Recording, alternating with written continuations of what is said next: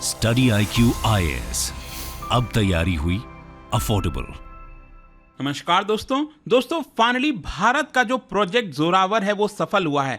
I don't know आप में से कितने लोगों को याद है, पर ठीक 2 साल पहले अगस्त 2022 में मैंने एक वीडियो बनाया था रिगार्डिंग प्रोजेक्ट जोरावर। और देखिए यहाँ पर अब खबर ये आई है कि DRDO के द्वारा अनवील किया गया है लाइट बैटल टैंक और इसी का नाम होगा जोरावर। और देखिए भारत के पर्सपेक्टिव से ये बहुत ज़्यादा इंपॉर्टेंट है, क्योंकि आपको पता है चाइना के साथ जब भी बॉर्डर इश्यूज आते हैं तो जो बॉर्डर है वो आपका काफ़ी हाई एल्टीट्यूड में है। तो हमारे पास जितने भी एग्जिस्टिंग इस समय टैंक्स थे वो काफ़ी हैवी टैंक्स थे, उनको वहाँ पर डिप्लॉय करना, वहाँ पर चलाना बहुत मुश्किल होता था और इसकी वजह से चाइना को एडवांटेज मिल जाता था। लेकिन यहाँ पर भारत के द्वारा खुद का बनाया हुआ जो लाइट टैंक है ये काफ़ी मददगार साबित होगा। इसके फीचर्स क्या हैं वो सारी चीज़ें मैं आपको डिटेल से वीडियो में बताऊंगा। चलिए आगे बढ़ते हैं, लेकिन उससे पहले मैं आप सबको बता दूं, आप में से जो भी लोग UPSC की तैयारी कर रहे हैं 2025 के लिए, हमारा जो नया बैच है GS फाउंडेशन का वो स्टार्ट हो रहा है 8 जुलाई से। मतलब कल से ये बैच स्टार्ट हो जाएगा। ये शाम का बैच है, 6 बजे हर रोज लाइव क्लास होगी।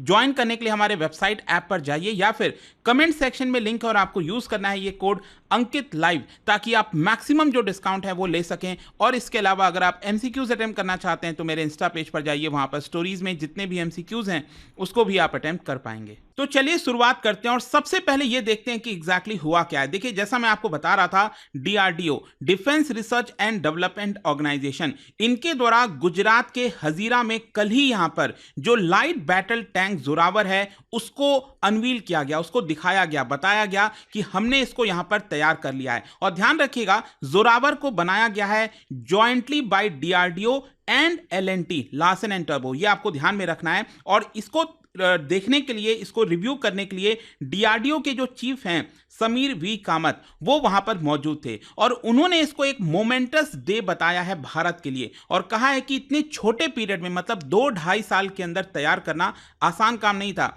हमने यहां पर इसका जो डिजाइन है वो तो बनाया ही है, प्लस साथ ही साथ इसका जो पहला प्रोटोटाइप है जो आप इस पिक्चर में देख पा रहे हो उसको भी तैयार किया है। अब क्या होगा कि ये जो पहला प्रोटोटाइप बना है ये फर्दर डेवलपमेंट ट्रायल्स में जाएगा, मतलब इसको फर्दर टेस्ट किया जाएगा अगले 6 महीने के लिए और उसके बाद हम इसके यूजर्स, मतलब जो यूजर ट्रायल होता है उसके लिए यहां पर भेजेंगे। एंड मोस्ट प्रोबेबली बताया जा रहा है अभी के हिसाब से कि इंडियन आर्मी में 2027 तक इसको डिप्लॉय किया जा सकता है। ये एक इंपॉर्टेंट चीज है। खैर यहां पर अगेन आप देख सकते हो ये जो टैंक यहां पर बनाया गया है DRDO के द्वारा, वो भारत की सेना की जो रिक्वायरमेंट थी ईस्टर्न लद्दाख सेक्टर में, क्योंकि स्पेशली जो मैं आपको बता रहा था ये वाला जो LAC है, line of actual control, Galwan valley वाला इंसिडेंट आपको पता ही होगा, अभी तक जो इश्यूज हैं वो उतने सॉल्व हुए नहीं हैं, तो यहां पर डिप्लॉय करना बहुत इंपॉर्टेंट था। तो स्पेशली चाइना को काउंटर करने के लिए ये जो टैंक है वो काफी मददगार साबित होगा। और साथ ही साथ मैं आपको ये भी बता दूं, ये जो नाम आप देख रहे हो ना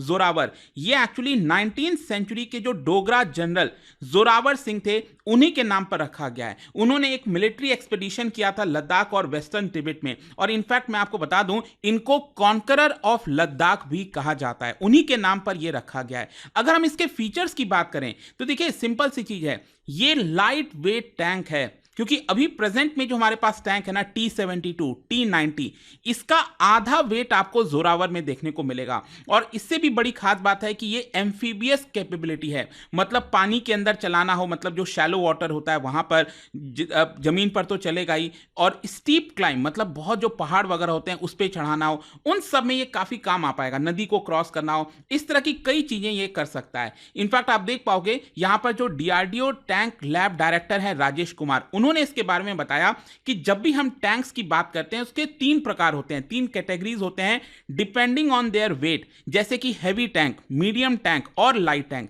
जब हम हैवी टैंक की बात करते हैं ये प्रोटेक्शन के लिए काम आता है, जब हम मीडियम टैंक की बात करते हैं ये ऑफेंस के लिए काम आता है, फायर करने के लिए काम आता है, और जो लाइट टैंक्स होता है जैसे जोरावर हो गया ये मिक्स्ड रोल प्ले करता है। मिक्स्ड रोल का मतलब है कि combination of fundamental parameters of a tank, कहने का मतलब है कि एक टैंक की ऐसी कैपेबिलिटी हो कि वो अपने आप को प्रोटेक्ट भी कर सके, फायर भी कर सके, उसके पास पावर भी हो, मोबिलिटी हो, मतलब जैसे चाहे तुरंत मोड़ना हो, इधर ले जाना हो, पहाड़ पर चढ़ाना हो, नदी क्रॉस कराना हो, ये सारे कैपेबिलिटी अगर एक टैंक के अंदर आते हैं तो वो लाइट टैंक आपको देखने को मिलता है। और भारत की सेना ने अभी के लिए क्या किया है, जो इनिशियल ऑर्डर है जोरावर टैंक का 59 की संख्या में यहां पर ऑर्डर दिया है। एंड मोस्ट प्रोबेबली अगर सब कुछ ठीक रहता है, सब कुछ सही चलता है, तो आगे चलकर 354 लाइट टैंक्स का ऑर्डर भारत की सेना देने वाली है। यह लगभग वैसा ही होने वाला है जैसे अगर आप देखोगे तो यहां पर चाइना ने क्या किया था, हाई एल्टीट्यूड रीजन में उनके पास जो लाइट वेट माउंटेनियस टैंक्स हैं, जैसे टाइप 15 टैंक हो गया चाइना का, वो काफी एडवांटेजियस था चाइना के लिए। तो कहीं ना कहीं हम उसमें पीछे रह रहे थे और इस तरह के टैंक्स को डेवलप करना काफी इंपॉर्टेंट था। फर्दर मैं आपको जोरावर के फीचर्स की बात करूं तो इसका जो सबसे मेन गन कैपेबिलिटी है, जैसे कि जब हम बात करते हैं ना, यहां पर जो पिक्चर आपने देखा, इसका जो सबसे मेन वाला जो गन की कैपेबिलिटी है ये 105 mm का है और ये क्षमता रखता है एंटी टैंक गाइडेड मिसाइल को डिस्ट्रॉय करने का। मतलब कि मान लो अगर कोई मिसाइल वगैरह है वो टैंक को डिस्ट्रॉय करने आ रही है तो इस टैंक के पास कैपेबिलिटी है कि उस मिसाइल को जो है डिस्ट्रॉय कर सके। और साथ ही साथ इसके पास अच्छा खासा आर्मर है। मतलब मान लो अगर किसी प्रकार का एक्सप्लोसिव होता है और टैंक जो है अगर वो सरवाइव ना कर पाए तो क्या ही बात, मतलब उसको सरवाइव करना बहुत इंपॉर्टेंट है। तो इसके अंदर एक्टिव प्रोटेक्शन सिस्टम, कई सारी चीजें लगाई गई हैं ताकि इस टैंक को और ज्यादा मजबूत किया जा सके। फर्दर जैसा मैं आपको बता रहा था कि इसका जो पावर टू वेट रेशियो है वो काफी अच्छा है इसका कंपेयर टू अदर टैंक्स। मतलब कि मोबिलिटी में काफी काम आएगा इधर उधर घुमाने में। और साथ ही साथ इसमें एक और जो इंपॉर्टेंट चीज मैं आपको बता दूं कि इसको ड्रोन्स के साथ इंटीग्रेट किया गया है। जो unmanned aerial vehicle, UAV, battle management system, इस तरह की जो नई नई टेक्नोलॉजीज आई हैं उसको भी इसके साथ इंटीग्रेट किया गया है ताकि यहां पर हमारी जो सेना है उनको और ज्यादा अच्छे से चीजें समझ में आ सके। सिचुएशनल जो कैपेबिलिटीज कहते हैं ना, कि सिचुएशन में अभी क्या क्या चीजें चल रही हैं, तो ड्रोन को ऊपर भेजकर तुरंत पता चल सके कि दूरी पर क्या है, कैमरे के थ्रू पता चल जाएगा।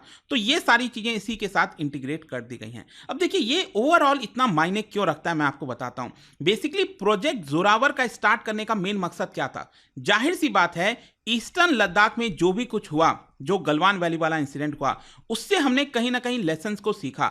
समझ में आया कि भारत के पास खुद का लाइट वेट टैंक होना चाहिए। क्योंकि आप देखिए जैसे ही ये गलवान वैली वाला इंसिडेंट हुआ, चाइना में बॉर्डर के साथ जो इश्यूज हो रहे थे, तो वहां पर दोनों तरफ से हॉविट्जर हो गया, surface to air missile system हो गया, सब कुछ यहां पर डिप्लॉय कर दिया गया था। और जो चाइना की आर्मी है उन्होंने बड़े मात्रा में जो टेक्नोलॉजिकल मॉडर्न एडवांस्ड वेपन्स है उसको वहां पर लगा दिया था, लाइट वेट टैंक्स लगा दिया था। तो इसमें भारत को कहीं ना कहीं इश्यूज आ रहे थे। भारत के पास ज्यादातर आप देखोगे जो हैवी टैंक्स हैं वो आपको देखने को मिलते हैं। तो यहां पर क्या है ना कि अभी जो थ्रेट है चाइना के साथ वो खत्म नहीं हुआ है। अभी थ्रेट हो सकता है कि आगे आने वाले फ्यूचर में भी कब तक चलेगा कुछ नहीं पता।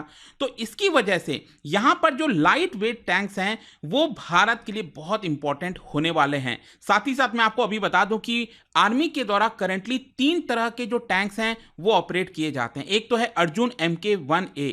इसका अगर आप वेट देखोगे तो बहुत है, it's very heavy tank, 68.5 ton, बहुत हैवी टैंक के अंदर आता है ये। इसके अलावा T-90 वे वाला जो टन, इसका वेट अगर आप देखो तो 46 टन है। और T-72 जो टैंक्स है हमारे पास उसका वेट 45 टन का है।